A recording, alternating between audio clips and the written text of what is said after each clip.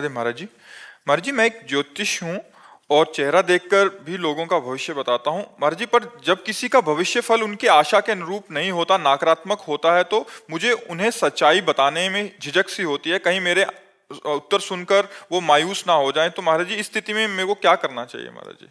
वैसे हमें ऐसा लगता है अपने भविष्य की जानकारी नहीं करनी चाहिए। आपका कार्य है इसलिए आप करेंगे, आपके पास लोग आएंगे, लेकिन हमसे प्रश्न किया है तो हम इसलिए कहते हैं कि भविष्य को सुधारने के लिए हम प्रयास आज नाम जप करें, सत्शास्त्रों का स्वाध्याय करें, तीर्थयाटन करें, दान पुण्य करें, दूसरों का उपकार करें, तो हमारा भविष्य अच्छा होगा, अपने आप अच्छा होगा। जब हम भगवान का नाम जप करेंगे, जैसे हमारे भविष्य में बुरी बातें आनी हैं वो हमारे पूर्व पाप कर्म के अनुसार, जो हमारे भाग्य में लिखा है उसी के अनुसार आती है। तो हम अपने भाग्य को बदलने के लिए मनुष्य शरीर प्राप्त किया है, ना कि अपने भाग्य में जो लिखा है वही भोगते रहें। हमें भाग्य बदलना है। हम मनुष्य हैं, हम भगवान के अंश हैं। तो अब हम हाथ या मस्तक की रेखा से हमें कोई बतावे कि कल आपके ऊपर भारी विपत्ति आने वाली है, तो परेशान हो जाएगा। जो पे कृष्ण चरण मन अर्पित तो करिहें का नवग्रह रंक, ये ग्रह ये नक्षत्र, तो हमें भगवान का भजन करना चाहिए, अच्छे आचरण करने चाहिए, भविष्य जानने की कोशिश नहीं करना चाहिए। माना आपको ज्योतिष का ज्ञान है तो आप भविष्य भाग्य देखकर बता सकते हैं, लेकिन कुछ लोग ऐसे होते हैं जिनको कुछ ज्ञान नहीं होता है और लोगों को संकट में डाल देते हैं। उनके दिमाग में वो ऐसे डिप्रेशन हो रहा है, लोगों को और डिप्रेशन में डाल देते हैं कि तुम्हारे ऊपर तो ये चढ़ा है, वैसा होगा वैसा होगा। वो आदमी पर इतना तक गलत शिक्षा दे देते हैं। ऐसे भी उपदेशक होते हैं जिनको ज्ञान नहीं है। ऐसा कैसे हो सकता है?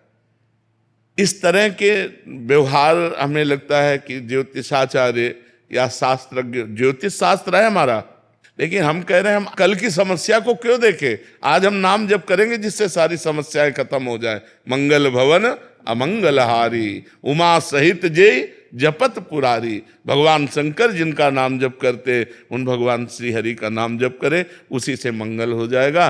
और आपको चाहिए कि जो उनका मंगल करे, जिससे उनका उत्साह बढ़े, वो बातें आप बताइए। हाँ, ये जरूर बता सकते हैं कि अगर आपको समय मिले तो रुद्राभिषेक करवा लीजिए, समय मिले तो मृत्युंजय जाप करा लीजिए। ये मंगलमय कार्य बता सकते हैं, लेकिन ऐसी कोई बात ना बताएं जिससे वो आदमी डिस्टर्ब हो जाए, जिससे वो आदमी अपनी शांति खो दे, जिससे आदमी अपनी वो बुद्धि का कंट्रोल खो दे और कुछ ऐसा कर बैठे। तो ऐसे कोई कार्य ना करे जो धर्म विरुद्ध हो, जो शास्त्र सम्यक हो, वो ऐसे कार्य बताए। किसी का भाग्य जैसे आपको दिखाई दे रहा है कि 10-15 दिन में कोई दुर्घटना घटेगी, तो उससे बता दे कि 10-15 दिन में कुछ संकट आने की बात है, तो भगवान संकट मोचन का आप पाठ कीजिए, आप मृत्युंजय का जप कीजिए, आप नाम जप कीजिए, बहुत उसे सहज में कह करके। जैसे हम डॉक्टर को शिक्षा देते हैं कि पहली डॉक्टरी आपकी मृदु भाषा है। अरे कुछ नहीं, आप जैसे हजारों रोगी ठीक हो गए भाई, तुम निश्चिंत रहो। वो एक आदमी रिलैक्स हुआ, क्योंकि दवा तो बाद में काम करेगी, आप पर विश्वास पहले होना चाहिए। तो ऐसे ही आप उसको रिलैक्स वाली बात तो बता दीजिए, और जिसमें डिस्टर्ब होना है उसको छुपाकर उसका उपाय बता दीजिए कि हो सके तो आप ऐसा कर लीजिए, हो सके तो आप, जो आपको जानकारी है। तो मुझे लगता है कि हम समाज को डिस्टर्ब ना करें, क्योंकि ऐसे जैसे मान लो आप मुस्कुरा रहे हो, अभी कहें आप इनका भाग्य, अभी बता दें कि परसों घटना घटेगी, पता नहीं घटना घटेगी कि नहीं घटेगी, लेकिन तुम आज से कहला, आज से घटना में जी एक आए थे, कह रहे वो पंडित जी ने बता दिया कि मतलब ये मेरे बेटे की अल्प आयु है, कह रहे तब से मेरा इतना हो गई हूँ डिस्टर्ब।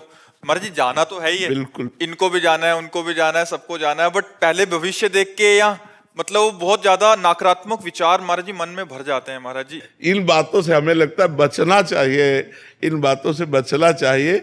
भगवान का भजन करो, धर्म से चलो, कोई तुम्हारा बाल बांका नहीं कर सकता, हर विपत्ति को ताल ठोक के निकल आ जाए। बट ऐसा लगता है महाराज जी कि वो बता देंगे तो हम अपने भविष्य को सुधार देंगे। क्या सुधार लेंगे? भाग्य का परिवर्तन वशिष्ठ जैसे महापुरुष, वशिष्ठ जैसे महापुरुष भरत जी से कह रहे, सुनो भरत भावी प्रबल, बिलख कहो मुनिनाथ, हानि लाभ जीवन मरण, जस अपजस विधि हाथ। खूब सीता जी की पत्रिका, जन्म पत्रिका मिलाई थी राम जी से सतानंद जी ने, और इधर वशिष्ठ जी ने। कहीं योग नहीं था कि 14 वर्ष का वनवास होगा, लेकिन होना था, हो गया।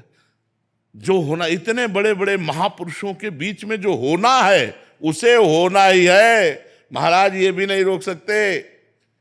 जन्म जन्म से हम भटकते आ रहे, मनुष्य देह पाया है, अब की बार हमें ब्रह्म प्राप्ति होनी चाहिए, भगवत प्राप्ति होनी चाहिए। हमारी बात को समझो, हम मतलब उपहास नहीं कर रहे, हमारी बात को समझो, और हम किसी भी आदमी को डिस्टर्ब करने का कार्य ना करें, हम किसी आदमी को सुखी करने का कार्य करें। जैसे हमारे पास कोई आया है, भाई हमारे भाग्य के, तो हम उसके भाग्य में अगर देख पा रहे हैं कि संकट है, तो हम उसको उपाय बताते हैं, लेकिन संकट नहीं बताते। यार ऐसा कुछ लगता है कि अगर आप मृत्युंजय जाप करा लो तो और अच्छा रहेगा, ये नहीं बता रहे कि 15 दिन में ऐसे से ऐसा हो जाएगा, नहीं, ऐसे ऐसे नहीं।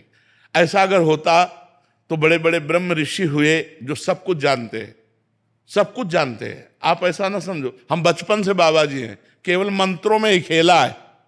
जैसे लोग गुल्ली डंडा और क्रिकेट खेलते ना, हम मंत्रों में ही खेला है, शास्त्र का मनोरंजन किया है, और जीवन भर जितेंद्रिय और ब्रह्मचर्य का पालन करके भगवान के मार्ग में चले। तो किडनी फेल है और डायलिसिस हो रहा है और जीना मुश्किल है। कर्म का ये फल होता है। अब ये आज के कर्म का फल नहीं, ये पूर्व के कर्म का फल है। ऐसे हम मिटा सकते हैं? आप विचार करो, इतना भजन कर तो मिटा सकते हैं, तो ये किसी के भाग्य को मिटा सकते हैं क्या? भाग्य को मिटाने की ताकत किसी को नहीं है। जो कुछ लिखा है वो होके रहेगा।